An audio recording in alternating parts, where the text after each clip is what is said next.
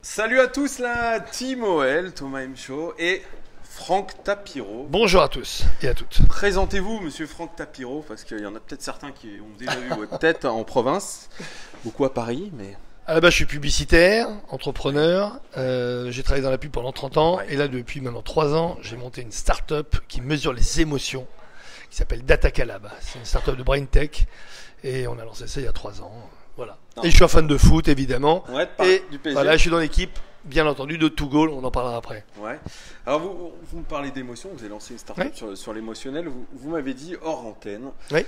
Ce qui manque à l'Olympique Lyonnais, c'est une image et c'est jouer surtout sur les émotions. Jean-Michel Aulas, il est bien sympa, c'est un grand président, etc. Bien sûr. Mais il ne sait pas forcément jouer sur les émotions. Le problème, c'est qu'une grande entreprise n'est pas forcément une grande marque. On peut avoir une grande entreprise comme l'OL, qui est un immense club, qui a un palmarès hors norme, 7 ans de suite champion de France, une qualité incroyable, un stade hallucinant. Il a été leader et moteur dans pratiquement tout. Donc on peut se dire que quand on regarde la liste, il est loin devant tous les autres clubs. Bien Et sûr. pourtant, l'OL, c'est un grand club, mais ce n'est pas encore une grande marque. Désolé, c'est terrible, mais l'OL ne plaît qu'aux Lyonnais et a du mal à déborder les frontières de Lyon. En France, c'est vrai qu'il n'y a pas de grands supporters de Lyon, de l'OL. Alors, est-ce que c'est dû à une personnalité? Est-ce que c'est la personnalité de Jean-Michel Aulas? Est-ce que c'est le club qui n'arrive pas à créer une timbresse émotionnelle? Ce qui est clair, c'est que je pense que c'est exactement ce qui manque aujourd'hui à Lyon, parce qu'il a vraiment tout d'un point de vue rationnel, mais il faut qu'il ait une note de cœur. Quand je vois Saint-Etienne qui crée une légende en 76 en perdant à cause d'une barre contre le Bayern de Munich, et qui crée un club mondialement connu, un club légendaire avec des clubs de supporters au Brésil, en Argentine, je me dis, mais l'OL est quand même loin de ça. Alors, si vous deviez conseiller Jean-Michel Aulas très prochainement, ce qui n'est pas le cas, hein, pour l'instant, mais vous m'avez dit, moi j'aimerais bien conseiller Jean-Michel Aulas. Et qu'est-ce que vous, 3 conseils à lui donner à Jean-Michel Aulas pour essayer de bonifier la marque Olympique Lyonnais? Parce qu'on veut, c'est vrai, un club fort, on veut pas que ce club soit détesté. On veut, on est un club sympa, on a des belles structures, etc. On est en Ligue des Champions, donc.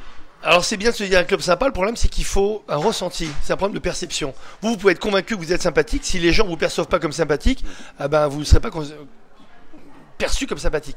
La vraie chose aujourd'hui, c'est de ne pas oublier que la notion de l'immatériel est plus importante que le matériel. En gros, c'est bien d'avoir un club riche, avec des super comptes, mais ce qui est le plus important, c'est la dimension émotionnelle. Et l'immatériel, ça se gère différemment. C'est pas en étant très très très bon tout le temps qu'on est forcément le plus aimé. Il faut savoir qu'en France, en plus, comme on n'aime pas trop la réussite, la preuve, on préfère Poulidor à Merckx, on préfère Saint-Etienne à l'OL. Et pourtant, quand on compare les palmarès, on se dit, c'est quand même dommage, qu'est-ce qui a manqué à l'OL? Et je crois que c'est un problème de prise de conscience. Jean-Michel Aulas, si j'avais la chance de lui parler et de le conseiller, ce serait de lui dire, écoutez, faites-nous coup de chance pour l'émotionnel. Pour le rationnel, je crois qu'il n'y a pas meilleur, et en France et en Europe. Je pense que c'est un des clubs les mieux gérés. Je pense que pour l'émotionnel, il faut faire confiance aux gens qui doivent créer de la relation. C'est de l'émotion, à un moment créer de l'engagement émotionnel, faire en sorte qu'on parle de vous en dehors de vos frontières, savoir qu'aux États-Unis, qu'en Chine, qu'un peu partout dans le monde, il y a des fans de l'OL qui Alors relisent. on a des groupes de supporters c'est quelque chose. partout, mais c'est vrai que c'est assez confidentiel. On a des clubs de supporters en Australie, en Chine, on a les Londoners, qui sont un groupe de supporters à Londres, mais effectivement, c'est vrai que c'est assez confidentiel. Oui, mais pour ça, vous savez, c'est une démarche à part. On ne gère pas les émotions comme on gère un club. Les émotions, ça se gère tout simplement avec de la relation. Il faut de l'incarnation. Peut-être qu'il faut des gens qui soient des ambassadeurs du club. Et Dieu sait s'il y a eu des grands joueurs, quand même à l'OL. On se rappelle de Juninho, Anderson et tout ça. Pourquoi ces ambassadeurs-là ne participeraient pas à une grande campagne émotionnelle pour l'OL et faire en sorte que l'OL crée sa propre légende? Pourtant, elle a un palmarès légendaire, mais elle n'a pas de légende émotionnelle. Donc ça veut bien dire que quelque chose est un peu bloqué. Et je pense que ça ferait du bien d'abord de parler avec Jean-Michel Aulas, parce que je pourrais lui dire ce que j'ai sur le cœur, et c'est des bonnes choses. Déjà le féliciter pour son club, et lui dire, il a peut-être tout fait, mais le dernier mètre qui lui reste à faire, c'est le plus important. C'est le mètre qui lui reste à faire avec le cœur de tous les supporters de l'OL dans le monde. Et ça, c'est pas facile. Et on sait que Jean-Michel Aulas est adepte des réseaux sociaux. Est-ce qu'il va participer à Two Goal, dont Franck Tapiro est sur le projet? Vous êtes un des fondateurs, on va dire. On va être avec Xavier, avec toute l'équipe, toute la bande. Voilà. Alors, pourquoi Two Goal?